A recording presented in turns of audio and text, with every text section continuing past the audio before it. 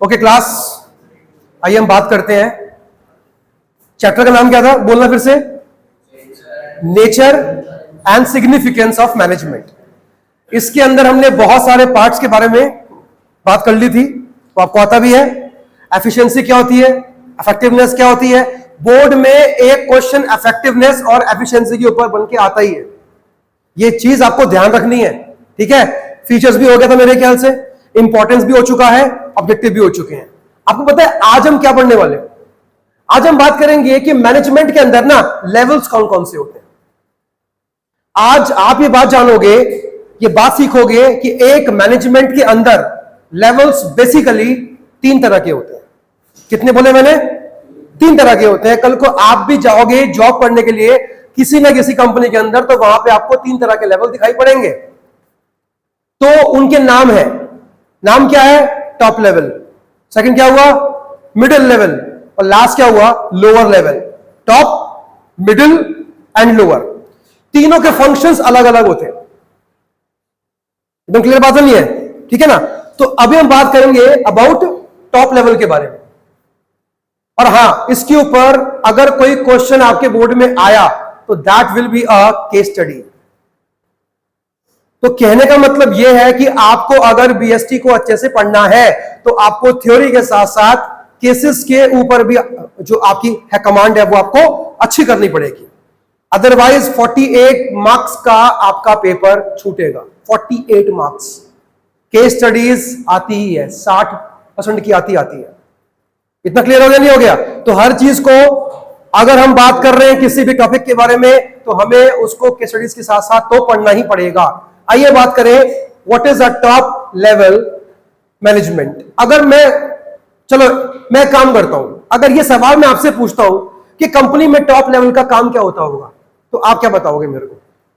हालांकि लिखा हुआ है, लेकिन आपकी क्या सोच है कि नहीं, मैंने ये नहीं पूछा कि उसमें पोस्ट कौन कौन सी होती है। मैं पूछ रहा हूं कि टॉप लेवल का कंपनी के अंदर काम क्या है, बेसिक काम क्या है उसका। ओके भैया, एक ही आंसर है इसका। अगर कंपनी डूबती है तो कौन जिम्मेदार? Top level. अगर कंपनी काफी अच्छा प्रॉफिट कमाती है उसके लिए भी टॉप लेवल ही जिम्मेदार है। मतलब कंपनी का फेस है टॉप लेवल।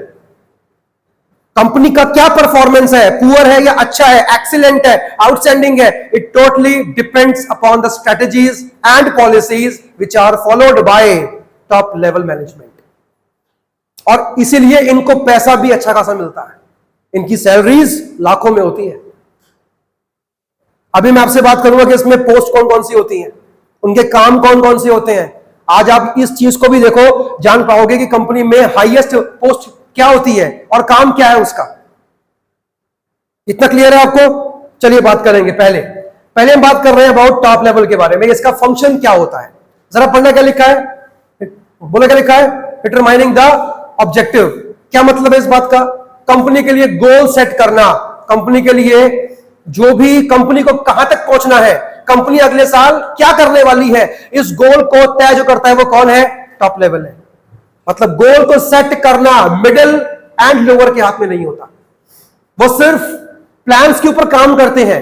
ऑब्जेक्टिव जो टॉप लेवल ने सेट कर दिया है उसको हम कैसे अचीव करें, उसके लिए मिडिल एंड लोअर लेवल काम करते हैं। उनका लेवल कम होता है, वो सिर्फ बात को मानते हैं, ओबे करते हैं। इंस्ट्रक्शंस पास करने का राइट उनके पास नहीं होता है। इतना क्लियर हो गया, नहीं हो गया? अच्छा जी, तो कंपनी के लिए गोल सेट करना, ऑब्जेक्टिव और गोल्स में क्या डिफरेंस है, फर्क होता है? ऑब्जेक्टिव एंड गोल्स एक ही होते हैं या अलग होते हैं?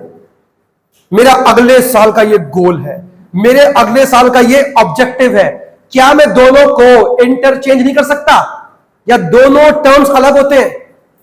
एक आम आदमी की भाषा में अगर मैं आपसे बात करता हूं बोथ आर सेम, दोनों का मतलब एक ही होता है, उद्देश्य। लेकिन बिजनेस की भाषा के अंदर they have a separate meaning. Goal means goals are never specific, goals are always general, objectives are always specific, they are never general. इस बात का मतलब क्या हुआ? ऑब्जेक्टिव हमेशा स्पेसिफिक होता है, स्पेसिफिक, और इसको आप नंबर के टर्म्स में मेजर भी कर सकते हो। किसको? ऑब्जेक्टिव को। मुझे अगले महीने तक अपना वेट लॉस करना है, मुझे अगले महीने तक 3 किलो अपना वेट लॉस करना है। इसमें गोल क्या है, ऑब्जेक्टिव क्या है? Objectives are always specific and measurable. मुझे अगले महीने अपना वेट लॉस करना है, मुझे अगले महीने 3 किलो अपना वेट लॉस करना है। मैंने आपसे पूछा ऑब्जेक्टिव क्या है? क्यों 3 किलो? क्यों सर? स्पेसिफिक है और नंबर के टर्म्स में मेजरेबल भी है। हम जहां पे काम करते हैं कंपनी को, हम अपनी कंपनी को अगले साल तक 20% का टर्नओवर इंक्रीज करना चाहते हैं। 20% टर्नओवर कंपनी का अगले साल तक हम इंक्रीज करना चाहते हैं। ऑब्जेक्टिव या गोल? हम अगले साल तक अपनी कंपनी का 20% टर्नओवर इंक्रीज करना चाहते हैं। मैंने आपसे पूछा ये गोल है या ऑब्जेक्टिव है? आपने कहा गोल। पक्का? क्या सच में ये गोल है? बेटा ये गोल नहीं है, ये ऑब्जेक्टिव है। मैंने बोला 20%, स्पेसिफिक नहीं हो गया। हम अगले साल तक कंपनी का टर्नओवर इंक्रीज करना चाहते हैं, अब ये गोल है। अगले साल तक हम 500 लेबर्स को काम से निकाल देंगे, ऑब्जेक्टिव। अगले साल तक हम कुछ लेबर्स काम से निकाल देंगे, गोल है। तो कंपनी गोल तय नहीं करती है, कंपनी हमेशा अपने लिए ऑब्जेक्टिव्स को तय करती है, क्योंकि गोल कभी भी स्पेसिफिक नहीं होते हैं। लेकिन एक आम आदमी की भाषा में, कॉमन लैंग्वेजेस में, रोज का जो हमारे जो होती है बीच में बातचीत, उसमें हम गोल और ऑब्जेक्टिव को इंटरचेंजेबली हम यूज कर सकते हैं, उसमें गलती नहीं है। लेकिन बिजनेस के अंदर ऑब्जेक्टिव ही आता है।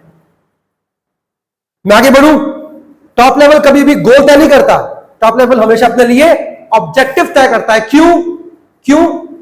क्योंकि जब तक ऑब्जेक्टिव नहीं होगा तब तक वो स्पेसिफिक नहीं होगा, और जब तक वो स्पेसिफिक नहीं होगा मिडिल और लोअर लेवल उस चीज को जान नहीं पाएगा कि कंपनी असल में चाहती क्या है।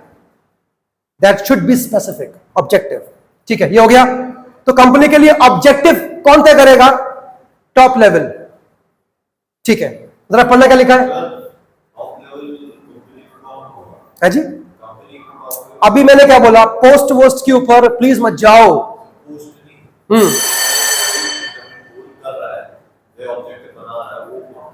वो कौन है? टॉप लेवल की टीम होती है सर, टॉप लेवल की टीम होती है, और इस टीम का एक होता है हेड, और उसका नाम क्या होता है? सीईओ। नाम सुना है कभी? Chief executive officer. वो पर्सन है जो कि ऑब्जेक्टिव तय करता है। बताऊंगा इसके बारे में।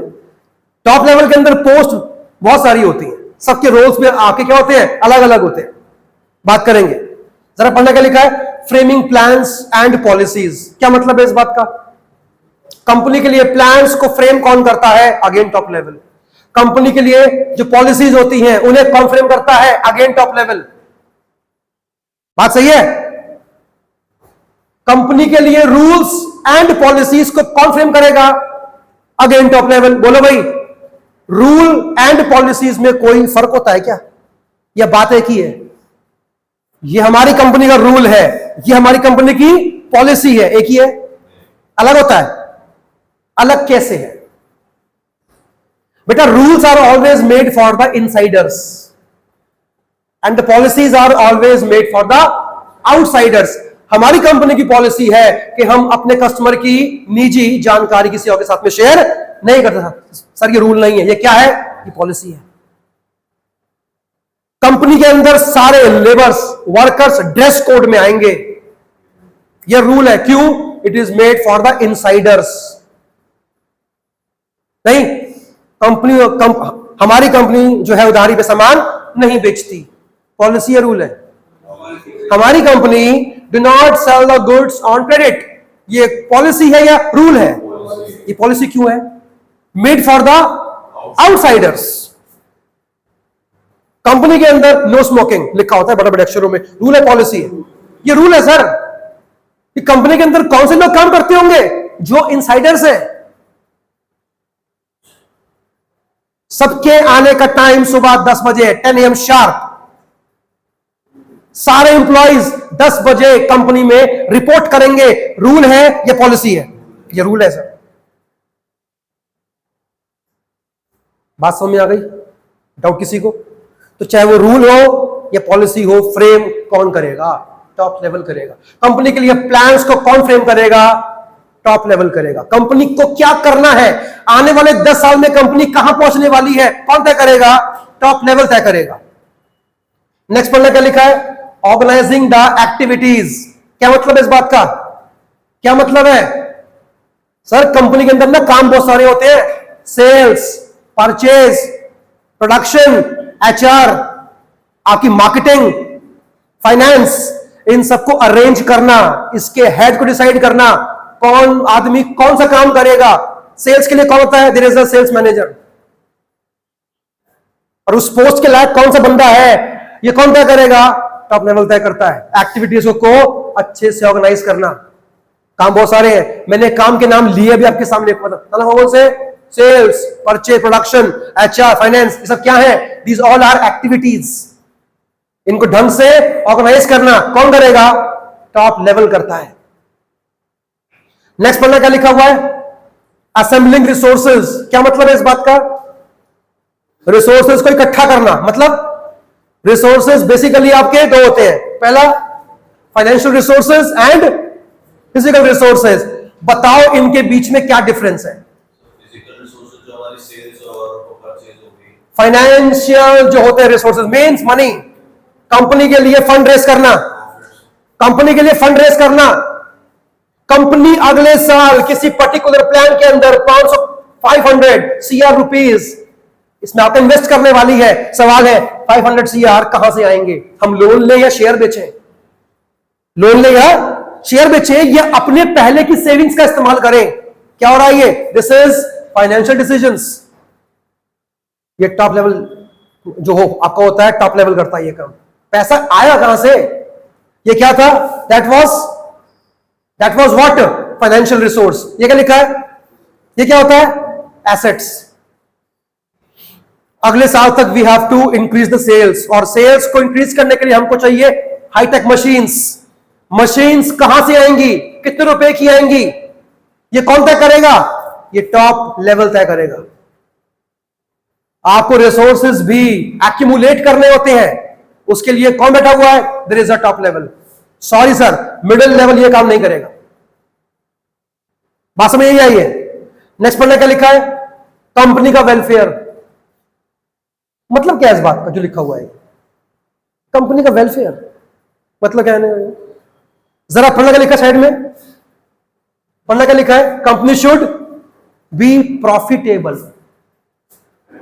कंपनी का वेलफेयर कब हो सकता है बताओ? जब कंपनी अच्छा खासा प्रॉफिट अर्न कर रही है। कंपनी प्रॉफिट ही नहीं कमाती तो कंपनी का वेलफेयर कभी नहीं हो सकता। और एक दिन आएगा कि आपकी कंपनी बंद हो जाएगी। जितने लोगों ने आपकी कंपनी पर पैसे लगाए होंगे सबके पैसे डूबेंगे बेटा। देखना अभी मैं दूंगा इसका आंसर आपको। बहुत काम की बातें हैं जो मैं इसकी बात बोलने वाला हूं। नेक्स्ट पढ़ने का लिखा है licence with the outside world. एक वर्ड लिखा मैंने, क्या लिखा है? लाइसन। मतलब क्या है इसका? इंटरेक्शन करना, बातचीत करना। अजय कंपनी पे कोई केस हो गया, कोर्ट के अंदर बात चली गई, कंपनी के बिहाफ पे सामने कौन आएगा? Top level. इधर पढ़ने का लिखा है गवर्नमेंट से कौन बात करेगा?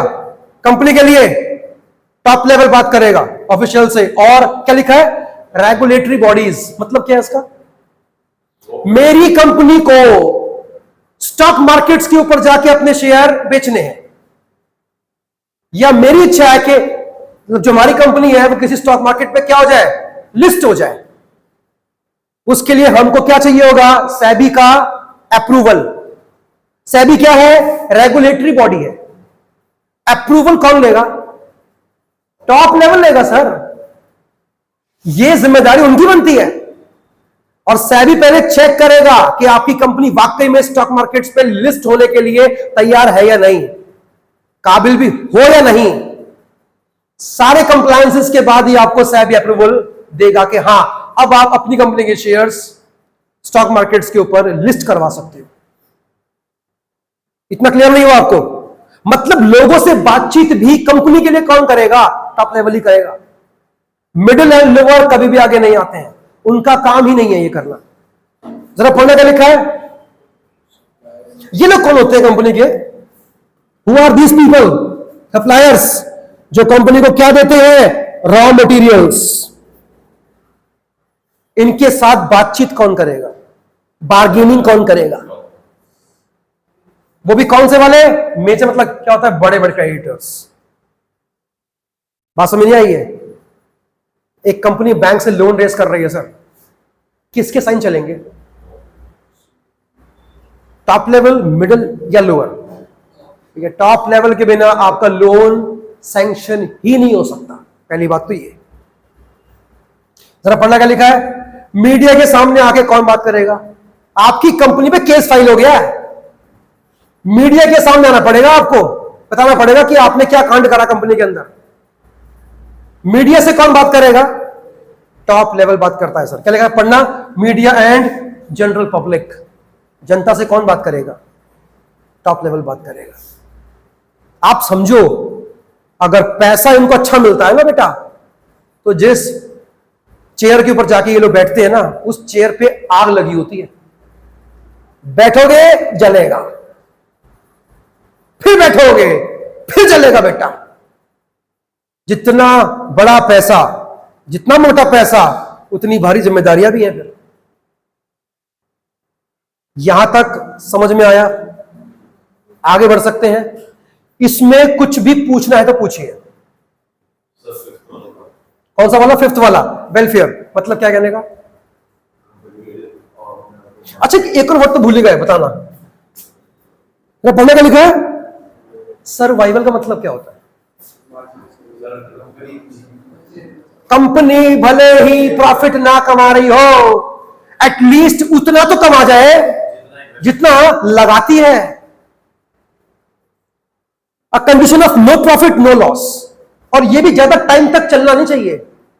जितना लगाते हैं उतना कमाते हैं। 1 साल ठीक है, 2 साल चलो ठीक है, 3 साल क्या हो रहा है? क्या हो रहा है ये? 4 साल हो, 5 साल कंपनी बंद करो, क्या हो रहा है? जितने भी इन्वेस्टर्स हैं उन्होंने आपकी कंपनी पर पैसा क्यों लगा रखा है? जवाब चाहिए मुझे आपसे। इन्वेस्टर्स को आपकी कंपनी से क्या चाहिए? Returns, dividends. आप कब दोगे? कब दोगे?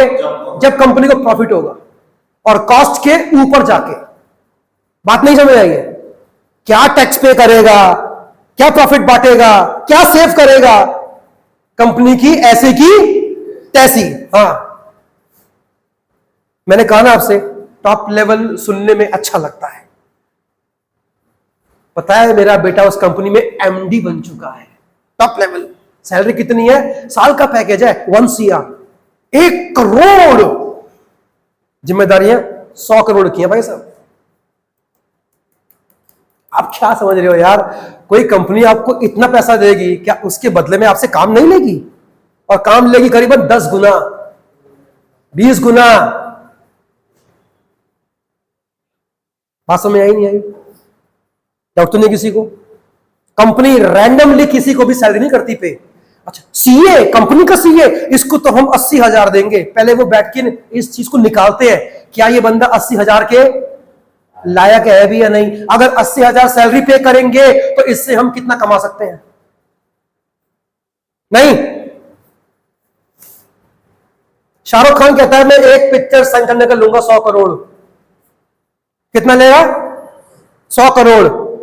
मैं भी गया था बीच में बॉलीवुड में काम मांगने के लिए। मैंने कहा मुझे भी काम दे दो। शाहरुख खान तो मैं भी हूं, हमको भी आती है एक्टिंग। ये तो करना है, ये तो करना है, वो मुझे आता है करना। और मैं 80 लाख में काम कर दूंगा। वो कितना मांग रहा है और मैं कितना मांग रहा हूं? मैंने कहा चलो ये भी नहीं, सॉरी 80 करोड़ कह रहा हूं, सॉरी 80 लाख, 80 लाख। मैंने कहा चलो छोड़ो यार, 5 लाख ही दे दो। लेकिन जो रोल शाहरुख खान का था वो मुझे मिलना चाहिए। क्या मुझे काम देंगे वो? कहां 5 लाख, कहां 100 करोड़? इतना महंगा एक्टर है यार वो। वही काम मैं कर रहा हूं 5 लाख के अंदर। चलो एक काम करो, आप मुझे यही रोल दे दो 5,000 में, 5,000 में मुझे कर लो साइन। अब बोलो लेगा? अबे क्यों नहीं लेगा ये बताओ, क्यों नहीं लेगा? क्योंकि जो पिक्चर को बना रहा है, जो फिल्म का प्रोड्यूसर है, वो जानता है शाहरुख खान पे अगर हम इतना लगाएंगे तो शाहरुख खान से हम कमा भी सकते हैं। 100 करोड़ का मतलब है टर्नओवर कितना, 1,000 करोड़ का। मैं 5,000 भी डूबेंगे उसके, ये पक्का है। तो ऐसे ही किसी को पे नहीं करते हैं सैलरी या फीस, पहले चेक करते हैं कि उसकी मार्केट वैल्यू कितनी है और इससे हम क्या कमा सकते हैं। बात सही है? पूछिए। इसमें ये भी आ रहा होगा भाई साहब, इसलिए थोड़ा शांत रहो। हाँ बोलो बोलो, आगे बढ़े। डाउट?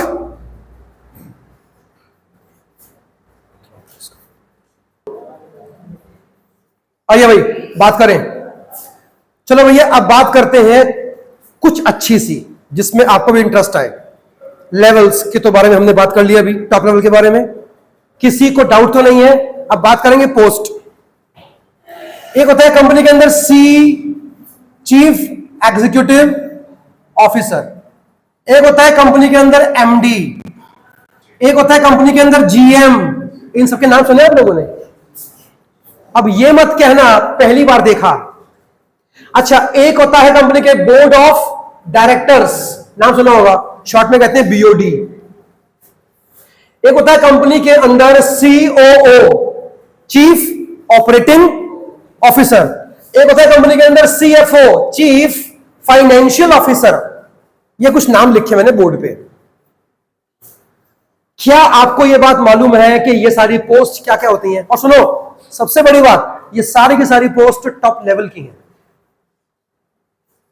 जरा बोलना एक बार, chief executive officer, managing director, general manager, बोलो क्या, बोर्ड ऑफ डायरेक्टर्स, चीफ, और ये क्या होता है, चीफ फाइनेंशियल ऑफिसर। क्या इनके रोल्स पता है तुम्हें? काम क्या होते हैं? सबके रोल्स अलग हैं। चलो एक देता हूं हिंट में आपको, बताओ एक बार, इन सब में सबसे ऊंची पोस्ट जो होती है तो किसकी है? पक्का? सबसे ऊंची पोस्ट पक्का? श्योर है आप लोग? एक बार फिर सोचो,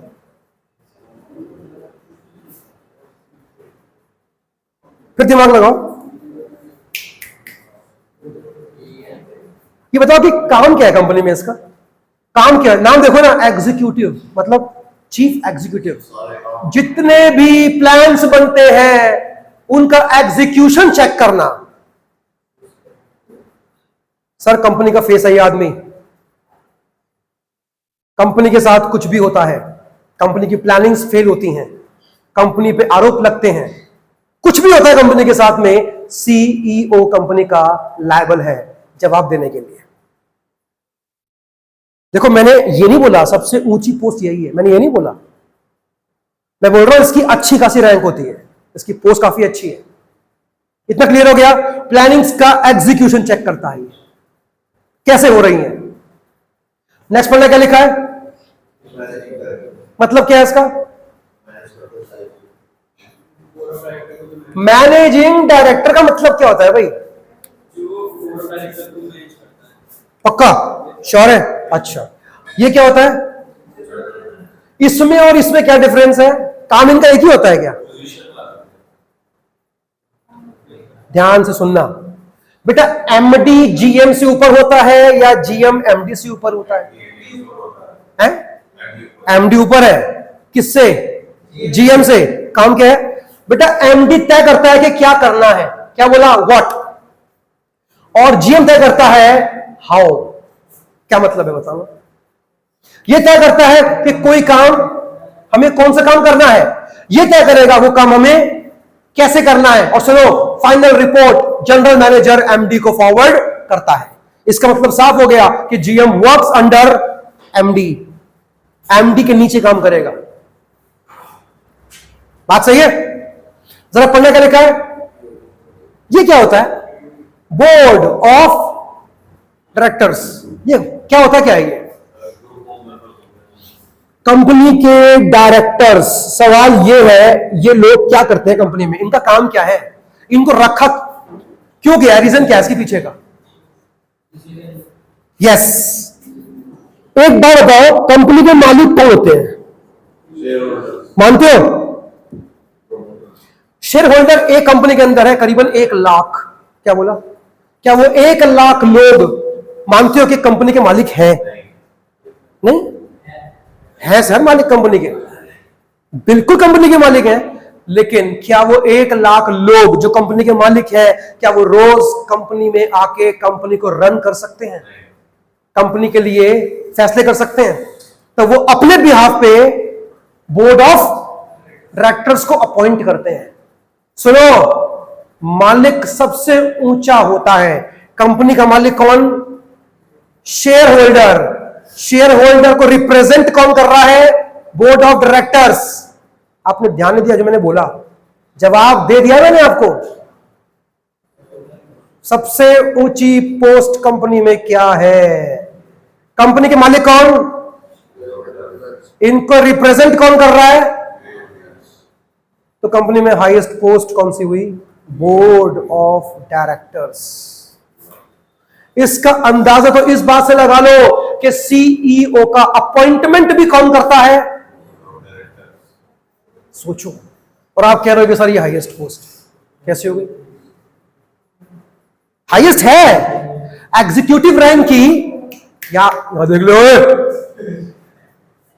एग्जीक्यूटिव रैंक की CEO is the highest rank, मानते हैं, लेकिन इसका भी अपॉइंटमेंट ये करते हैं भाई साहब, और ये 4-5 होते हैं मिलकर तय करते हैं। सर इनके हाथ में सब कुछ है, कंपनी को शेयर्स कहां बेचने हैं, इसको बेचने हैं, लिस्टिंग हुई नहीं हुई नहीं है, कौन से एप्लीकेंट को कितने कितने शेयर्स हम देंगे, कितना पैसा आ चुका, बैंक कौन सा होगा, ये सब कौन तय करेगा? कंपनी के लिए सारे फैसले कौन करेगा? बोर्ड ऑफ डायरेक्टर्स करेगा।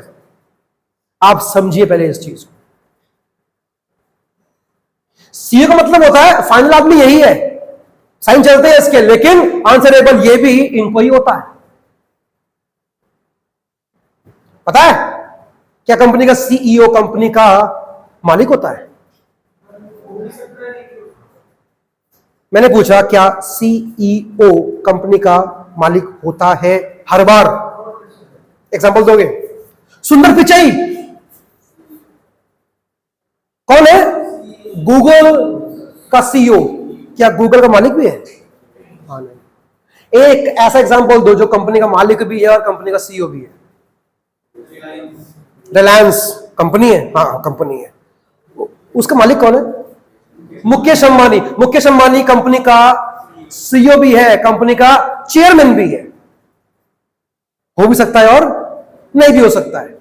एक और एग्जांपल, नाम सुना होगा आपने, Tesla Motors. Tesla Motors CEO Elon Musk, मालिक इलॉन मस्क। पता है? तो सीईओ मालिक ही होगा ऐसा नहीं है, मालिक हो भी सकता है और नहीं भी हो सकता है। कोई डाउट किसी को? आगे बढ़े। ये क्या है? सामने देखिए, सामने सामने बात चल रही है, देख ले। हाँ बोलो भाई, चीफ ऑपरेटिंग ऑफिसर, बताओ काम क्या है? कुछ बोले हैं कंपनी में? नाम देखो ना यार, ऑपरेटिंग।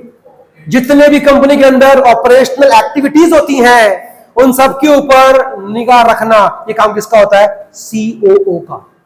हमारी कंपनी के अंदर क्या बनते हैं? मार्कर्स बनते हैं।